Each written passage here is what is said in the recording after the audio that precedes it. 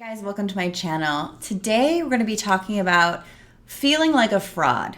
Why is this the case? Specifically, I have a lot of people who want to be coaches come to me and say the same thing. I'm afraid I won't be able to deliver XYZ. Why do I have so much fear about standing in my power? In this video, I'm going to explain it all.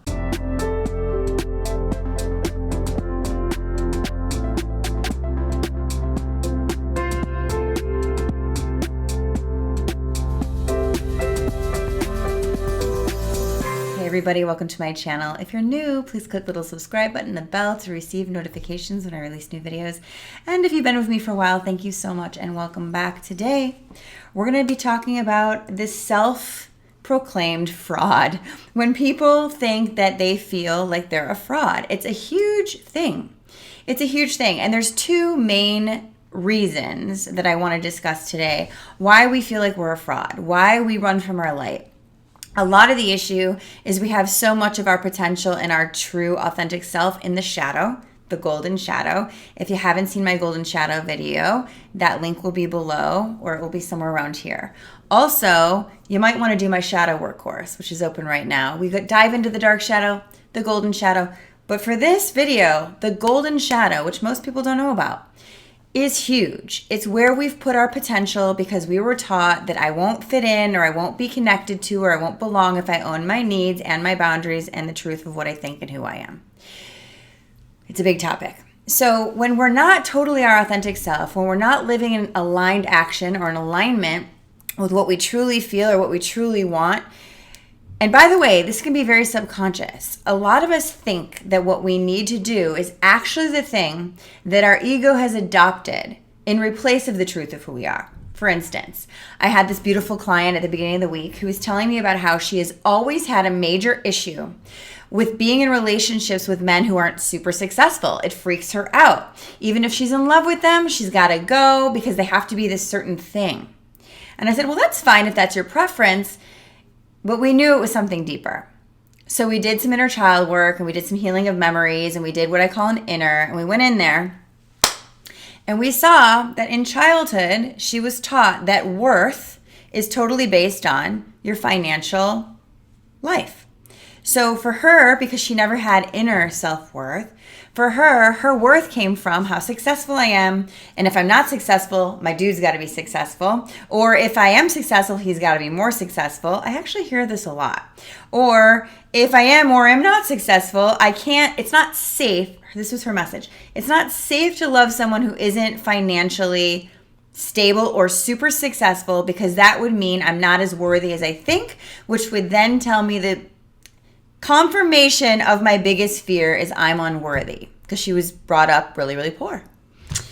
And I thought, wow, interesting. So your ego decided to attach to this idea that unless this person is certain things, I can't go there. And it was heartbreaking for her because she told me 3 different times in her life that she thought she was in love and she wouldn't allow herself to go there because they weren't this thing, right? So she felt like a fraud.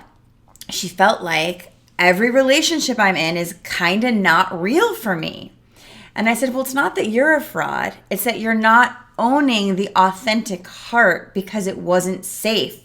If you did, you would have to buy into the misbelief that you're not worthy because he's not rich or whatever.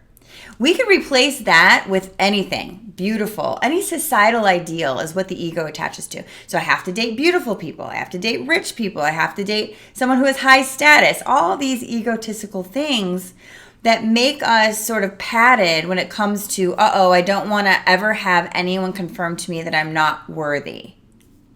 Think about it. So you can look at your life and say, is there any crazy misinterpretation I could have bought into when I was young and having low self-esteem and not having a sure sense of self and not having that amazing emotional unconditional love mirror, which none of us really had fully, right? Because no one's perfect. We grew up in an emotional dark age. People didn't understand what the hell they were doing. So that's another topic. So we've developed these ego coping mechanisms so that we can feel externally that we are worthy when we still don't feel it from within. What does that mean? We got to do some inner work. My emotional rehabs course is 100% all about this type of inner work. If you are interested in doing this, please click that link. I did it because when I healed my own emotional wounds, I saw the step-by-step process and the daily things we need to do to maintain that sense of true worth and true self. It's super important. So fraud number 1. Fraud number 2. This actually happens more often than not when I have clients that come to me and they want to be a coach, and they want to help people and serve people. Everyone, I mean, that's our deepest longing, really, is we want to help others because it really serves that purpose, that soul desire to heal, right?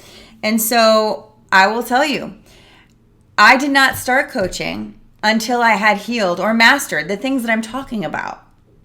And if you're in one of my groups or if you're one of my clients, you know that I share everything I go through honestly because I'm not a freaking guru, but I am someone who has healed a lot of these things and knows how to do it.